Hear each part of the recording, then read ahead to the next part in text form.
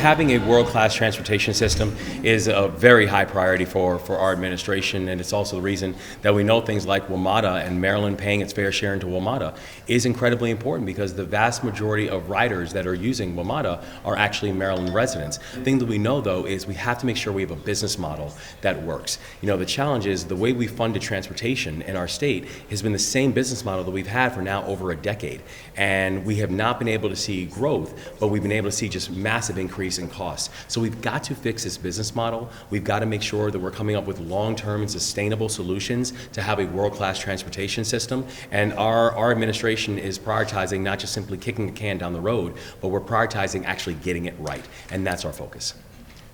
We knew at the Orioles there were 3 goals that we had for the Orioles deal. The first goal was that we were going to be good stewards of taxpayer dollars and making sure we were protecting every taxpayer dollar. The second goal was that we wanted to create winners not just on a field but off a field, and we had to make sure we kept them here for the long term. We were not going to do a short-term deal. We were not going to do some one-year extension because not only are they unimaginative, those kind of deals are dangerous, and you don't have to look any further than what's happening in D.C. to see how dangerous it is if you don't have a long-term deal. So that's the exact same framework that we're having in conversations when it comes to the Commanders. And I've said, I want the Commanders to stay in Maryland. I want the Commanders in Prince George's County. We have already, as a state, allocated $400 million going towards the Blue Line Corridor because we believe in a larger development and creating a live, work, play environment. The Commanders need to stay in Maryland. But those global goals that we laid out to get the Orioles deal done, which we're very proud of the deal that we got done, are the same global goals that we will approach other negotiations in.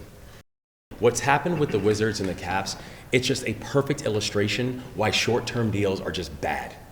You can't do short-term deals. You have to lock these entities up, because people have to remember, these are private entities, and they can move and choose to go wherever they go. And so that's why one of the gating criteria that I had when I became the governor, on day one, I took the idea of the Orioles signing a one-year lease. I took that off the table. And so it's the same type of approach that we're having when it comes to conversations with the Commanders. But truthfully, my eagerness and aggressiveness in trying to keep the Commanders here in the state of Maryland is not at all impacted by what we saw with the Caps and the Wizards.